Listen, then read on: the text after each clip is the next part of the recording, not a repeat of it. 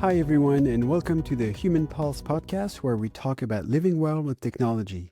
I'm Fabrice Neuman, a tech consultant for small businesses. And I'm Anne Trager, a human potential coach. We're recording this on May 4th, 2025. Human Pulse is never longer than 30 minutes, so let's get started. So, and as we just said, we are here about how we can live well with technology, right? And we talk about it over and over, and it can take many shapes. We thought this time we could focus on how we are using tech specifically to be more efficient.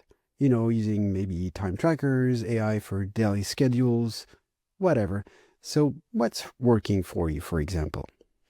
Before I answer that question, I would like us to ask the question, what is efficiency? I'll tell you why, because I hear a lot of people being confused, myself included, between efficiency and doing more. I don't think efficiency is about doing more. Actually, productivity is about the output, doing more, and efficiency is about how you use your resources. And all of this gets confused, at least in my clients. You know, they want to be more efficient, but actually what they want is to do more. And I don't know if doing more is actually the goal that we're all after. My experience coaching people, at least, is that before we can even talk about doing things efficiently, we need to make this distinction. Do we want to do more, or do we want to do what we're doing better? And usually, like I said, it's not really about doing more. It's about figuring out how to do the right things, which is actually more about saying no than it is about any tech. It's about getting really clear about where you add value and what in any specific thing you're doing adds value, and then focusing on those things. You know, it's like with all the, I love wearable tech. You know that. I'm really fascinated by it. And all the cool wearable biohacking tech and all the supplements that we can take to, you know, improve our health and our thinking and our cognitive this and our whatever that, doesn't really work if you don't have the basics of lifestyle down first. And then you can start playing with being more efficient. So for me, this whole idea of figuring out what you really want to focus on is more important than actually getting efficient at it, or at least it's the first step. And then you can get efficient at it. So if I go back to my example of the basics of, you know, biohacking, is if you're not sleeping, well, there is, in the long run, no amount of caffeine that it will help you in the long haul. Okay, it's a short-term solution and it will help you get through the morning, but it's having such a negative effect on your overall cognitive ability and your endurance that ultimately it is not a long-term solution. And yes, coffee is a biohack. It is one of the most prevalent biohacks ever. So No again, joke. yes, you know, so again, if you're not prioritizing your work, figuring out where you add value and what you really need to be doing, well, then even if you get more efficient at what you're doing, you're still going to be overwhelmed and you're still going to be doing more than you need to be doing, and you're still not going to be efficient. I don't know. What are your thoughts on that? Well, a few things. I agree with you that we shouldn't compare and mix being efficient and being productive. And sometimes, you know, we hear a lot, and we do it ourselves. I can speak for myself. So sometimes, you know, you want to be more productive, and what you gain from being more productive is not more time to do something else, but more time to do, just to do more. And it seems that there's a misunderstanding sometimes of what productivity is or can be. So the two notions are pretty close, and being more efficient can lead to be more productive, but it doesn't mean that you have to do more. And I agree with that. I think it's even more relevant these days when we talk about, you know, AI and generative AI and stuff like that, because it's been like 2.5 years we've been talking about it a lot, and so it's like, oh yeah, so it helps me being more productive, so I can do more, and then we reel back a bit because it's actually not that efficient, and we'll talk a bit more about that. I don't know about you, but GenAI is not very efficient for me. But so that's one thing. And then it made me think of something else, which is a quote by Voltaire. In French, it goes this way: "Le mieux est l'ennemi du bien," which can be translated into two things which are a bit different. The best is the enemy of the good, or the perfect is the enemy of the good. So it's not exactly the same thing, but I guess everybody can hear the idea bit, in that, which is to say, when you have something that works, sometimes trying to make it better doesn't work better, or then you lose something. And I'm the victim of that. I've been the victim of that several times because So it's like, if it works, don't fix it. that's exactly right. Yes. And so I'm my own victim of that, because this what you just said, if it ain't broke, don't fix it. I'm telling my clients that all the time because they want to change something, or and almost every time I tell them, well, okay, we could probably do something different, but would it be better? And you have a tool that works, and you want to change it. Why, right? And I'm telling this, I'm saying that I'm my own victim because this is what I do basically. So I put something together, a whole system that works, and after a couple of weeks, I guess it's maybe out of boredom, or out of my willing to try something new, because this is Let's who I be am. positive about it. It's out of curiosity. Yes, exactly. So I try something new, and so the latest for me, you were also partly a victim of. I tried, So okay, people who've been listening to us know that we are basically an Apple family. So we have iPhones, and we have Macs, and we also have an Apple TV box connected to our TV set, and so on and so forth. And for my job, and also because I wanted to try something new, I tried again to switch from an iPhone to an Android phone. And it was painful. First of all, it was painful for me, but then that comes with the territory, which is to transfer all the data and all the apps and what have you. But then, because we are an Apple family, that's why I wanted to emphasize that. Then it meant that you would have, for example, to change some of your tools in order to be able to keep communicating to me with me. For example, we use the Messages app, those blue bubble, green bubble thing. Okay, so we use that, but then I wouldn't have that on the Android phone. So I told you, well, can you please switch to WhatsApp? You have WhatsApp, you don't use it that much, but okay, so it would have been better to use WhatsApp for certain reasons. But then I was hurt by the WhatsApp problem, which is, in order to transfer from one phone to the next, it's a pain. And even more so when you want to switch from iPhone to Android and back. And so it was, it didn't work, basically. And I can hear some say already, yeah, so you went back to Apple's prison. Okay, maybe it's a prison. It's quite comfortable for a prison. And there's also really, once again, a positive use of that. It's comfortable because it works. Well, Not everything works all the time, but anyway.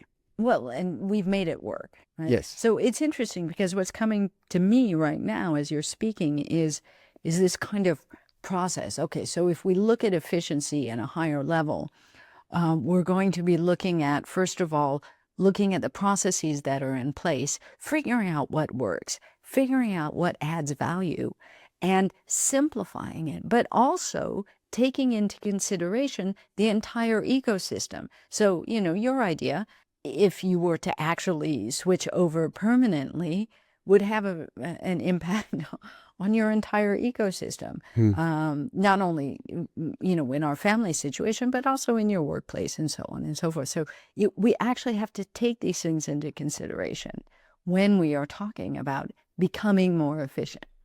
True, and I think it applies to everyone, and that's the point of it, right? So, in the example I just talked about, I could probably have made it work for me if I was alone in that situation, but I'm not. And you're right, it goes further, and it's not only about family, it's also about, work relationships and how you can share information and so on. So basically, this recent adventure made me realize once again, because so I do that regularly, that a lot of the efficiency comes from using tools without having to think about them, right?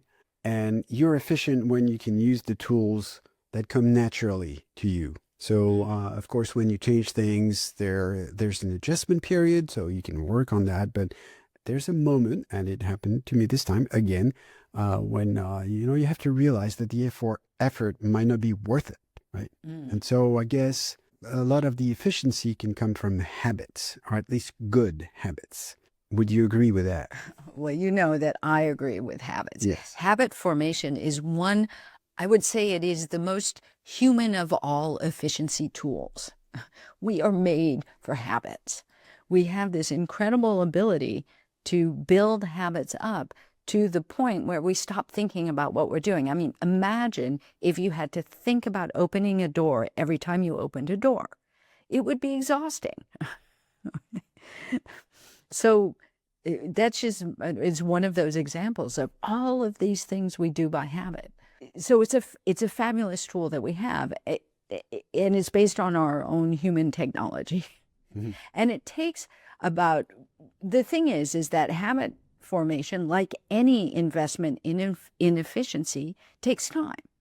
It can take between 18 and 254 days to build a habit, depending on the habit and who you are and so on and so forth.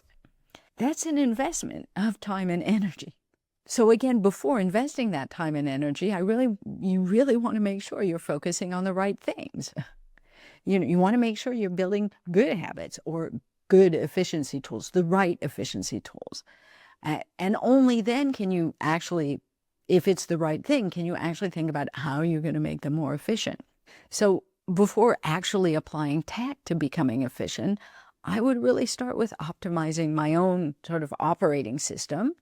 That is making sure that I'm doing the right habits at the right time with the right amount of energy being put into it and the right amount of not being efficient so that I can recover from all that expenditure of energy and on focus. Does that make sense? Should I say that again? That there's a process here. We figure out, where do I add value in, or where is value added here? How can I make it as simple as possible? Then before I even think about integrating tech, I'm going to say, well, when am I going to do it? And then when am I going to rest from doing it? Because that's the way we as human beings, our operating system functions, is that we work and focus and we rest. Otherwise, it just doesn't work. We do love to get distracted. That's why we rest. I mean, you described it yourself. You talked about getting very curious about novelty, for example. So I think we have to work that into our efficiency equation, whatever that is. So once we have that down, then we can actually start looking at the tech. And the tech can allow us to do things faster, potentially better, depending on what it is. We can automate tasks, which is cool, although I don't ever really have the patience to get through the automation process. That's me. Okay. Then we have like GenAI, which is wonderful, like for summaries and presentations, for things that used to take a long time. And it's not so good for other things. So tell me, what tech, if we could talk about the actual tech, are you using to be more efficient? Yeah, just to reel back a bit, so you talked about something, I think it's very interesting, and to connect it to the story I told before. There's a balance to find between, trying new tech or new habits or whatever, and the time it involves to try. And at some point, you need to tell yourself, okay, I tried enough and it didn't work. This is very important, and this is, I think it relates also to decision making. And in order to be efficient, at some point, you also have to be able to make a decision, whether it's, yes, I keep that tech, or no, I don't keep that, and try something else, or I go back to what I was previously doing. To me, it's really about this big part about decision making. as far as the tech is concerned, so and for example, it relates to the this story. My efficiency, I guess, relies a lot on synchronization, being able to go from one device to another to and be sure that the data I need will be available, right? So this is where, for example, the Apple environment can be very efficient if you adopt all their tools. So you take a note on your phone, you can read it and edit it on your Mac, and reminders and all that you have. You can do that, for example, with also the Google environment, but there's always something missing. For example, if you want to go with the Google environment, obviously Google is way, they can do synchronization and they're way better than Apple in making sure that synchronization works efficiently, no pun intended. The idea of making sure that when you put something in some place, it will be available everywhere else. But they're not very good at apps. So you want to have you want to use Google Tasks, for example. All right, so you have the Google Tasks app on your phone, but there's no app on computers, whether it's a Mac or a Windows PC, which means that in order to be able to use the task, you need to be connected to the internet. So you could say, well, that's all right. I'm always connected. Well, the thing is, we are Until we're always connected until we're not. Exactly. So sometimes you're in a train. So I somewhat often take the train from Toulouse to Paris, right? It's in France. It's a pretty well advanced country, blah, blah, blah. And then still, there are big areas where the connection is sketchy at best. And then it's annoying because this is quote unquote, obviously when you need it, that it doesn't work, which means that you notice it when it doesn't work. Otherwise, it's okay, right? But then, well, that's the thing. But so you want to, the idea of having an app that can work offline is very, very important if you want to be able to access your data. And that's one of the reasons why I went back, because that happened to me a couple of times and it didn't work as I wanted, so I didn't want to use that anymore. Yeah, we lose trust. We've talked about trust before. Yeah, And we're very quick to trust the tech when it works, and then to like not trust it at all as soon as it doesn't work. It's just like with people, actually. I guess so. But so, and it can be very disappointed, just like with people, I suppose so as well. But then and it was a decision to make. Okay, so that didn't work a couple of times. So okay, so that will not work. And and the idea is to find a mix of systems that and tools that work for you. So it might not be as important for somebody else, but it is for me. So I made the decision to go back with the frustration of knowing after all these years that Google has not improved in making apps actually. So Google obviously has mastered the online ways, but proposing apps everywhere, that's something they don't do. The other tool, obviously, that we have to talk about, and I mentioned this earlier, is the GenAI, generative AI tools. And it might surprise you, but for me, the jury is still out as far as efficiency is concerned. Once again, so I want to relate to the idea of reducing the number of tools. So I kind of stopped trying all the GenAI tools out there to focus on just one, which is ChatGPT. So that was, once again, a conscious decision to say, okay, I can spend all my time trying ChatGPT and Claude and Perplexity and Manus AI and whatever AI and everything AI, right? But after a while, first of all, I could see all the time I had lost trying all those tools. Plus, I came to the conclusion that they were not that different from one another. So, okay, focusing on one could maybe give me more better results because this tool could learn from me. It's a mixed result. But what I do like with basically the thing I like the best with the ChatGPT is the vocal conversations actually. So because this is promise of having an AI assistant or an assistant, which is AI or not, that you can talk to and that can help you when you have a question. So, and we'll see if Apple can do that with the new Siri that they've been promising for so long now, right? Just to put this into context, I still remember having a conversation a number of years back in a car between Paris and Burgundy somewhere with some friends, and we had a question about a site. And one of our friends said, wouldn't it be wonderful if we had a tool that we could have in our pocket that would answer that question? And so obviously this was quite some time ago because it was before the cell phone, before the smartphone. Exactly. And now we have more than that. We have a conversational assistant in our pocket. It's very amazing. It is amazing. That's just my little perspective moment. No, you're right. And this is what works best for me as far as efficiency, because so you have a question. It's obviously, so I'm pushing like open doors here. I'm probably mixing metaphors or whatever, but that's okay. Which is, it's way better than a Google search or a DuckDuckGo search or internet search, because you get an answer and you can even like ask some precisions and what have you. This is incredibly great. But the rest of the tools like ChatGPT on a whole, I tried several times, for example, to use it to help me write articles. I write articles in, reviews of product reviews and stuff like that.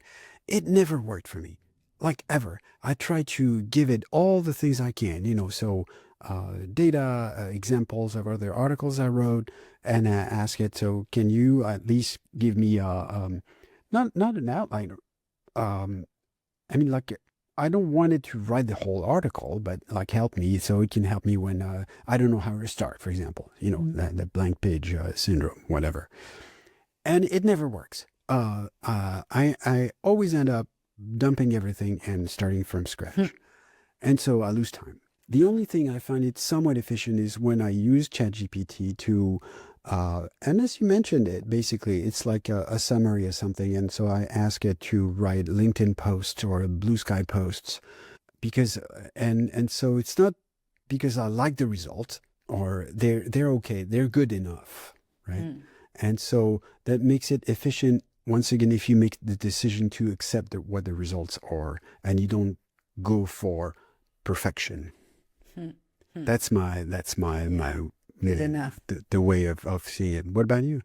Well, what you're saying brings up a lot of things for me. One is one of the issues with GenAI is garbage in, garbage out.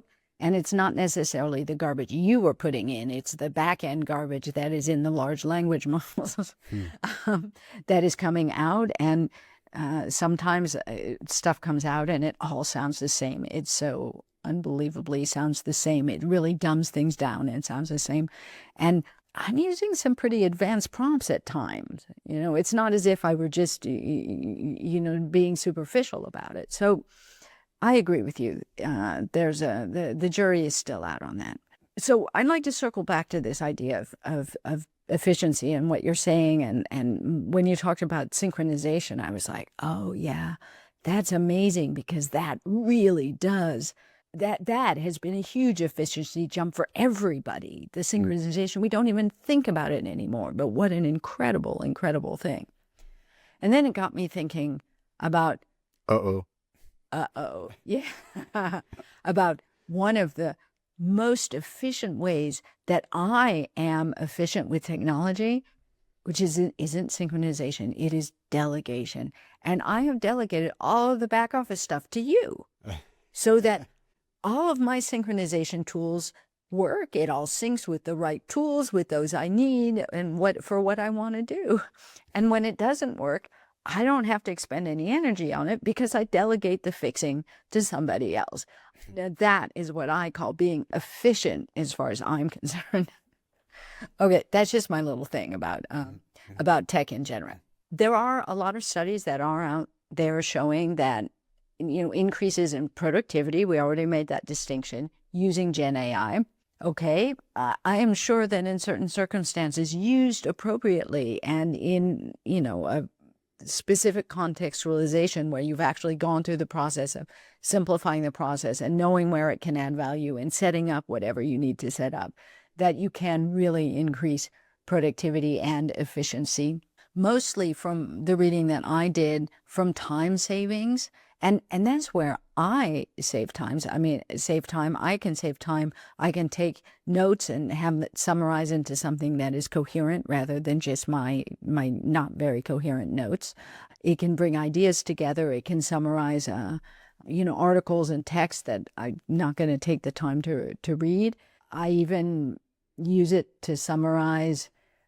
For example, there's the Andrew Huberman's podcast, which I love and I think is fascinating, and absolutely abhor the fact that it is 3 hours long sometimes, because 3 hours is way too long, even when I listen to it at triple speed. That is something I do to be more efficient, is I will listen at things really quickly, or at least to be more productive.